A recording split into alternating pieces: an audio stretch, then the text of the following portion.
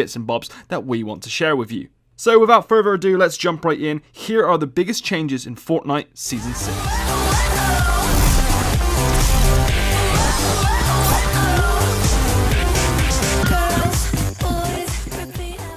There are now 3 pets you can unlock that are basically a kind of adorable back bling. Bonesy the dog and Scales the dragon have upgradable styles, basically colour changes. They added another layer of character to these pets as well. For example, Bonesy growls over your shoulder while you aim at some baddie, and also Camo the chameleon will transform into the certain colour of the item you recently picked up. You can now find shadow cubes or shadow stones. These are mini versions of the cube that turn you into some sort of spooky ghost thing. While in that form, you can't shoot, only phase through solid objects, but you can be killed though, making it a very odd ability to use. You can move fast and pass through objects, but you're otherwise defenseless. And by pulling the 2 triggers, you can come out of this phase when you please. It lasts approximately 45 seconds.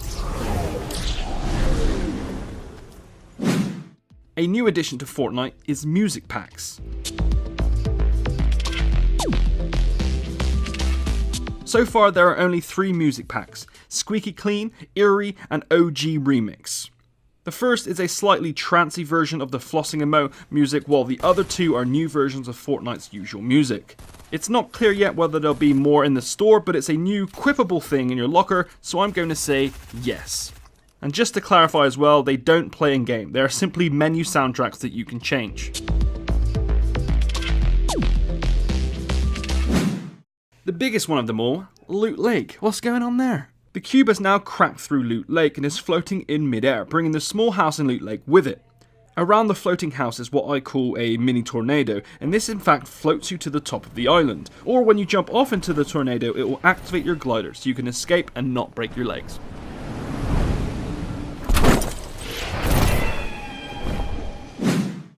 New skins. Pretty obvious one.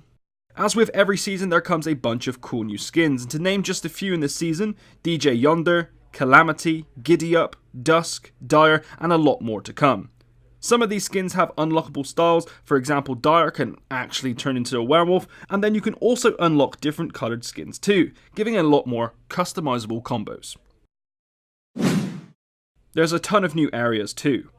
Yep, that's right, a handful of new areas and buildings now scatter the map. Some are very well hidden in fact, so keep your eyes out when you're running around the island.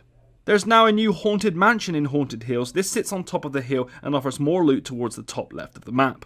Fatal Fields now has crops that you can run through. And ghosts? Ooh. Wailing Woods has a couple of upgrades. The maze is now a secret underground bunker which seems to be doing tests on rifts. And they've also added in 2 new cottages with secret basements too. Oh, and we also found this bricked house just randomly near the cliff edge in Greasy Grove. Could it be the last remaining stone house from Red Riding Hood? Perhaps. One thing I also noticed as well while running around the island is the disappearance of the Easter Island heads. I have no idea where they've taken these, but it could be something to do with the story, or just an excuse for more mysteries of the cube. There's a new tomato toy on the block which you can throw at enemies in disgust. It doesn't really do much, and to be honest I doubt many people will use it, just like nobody uses the basketballs anymore, but it's a nice touch. And it splats.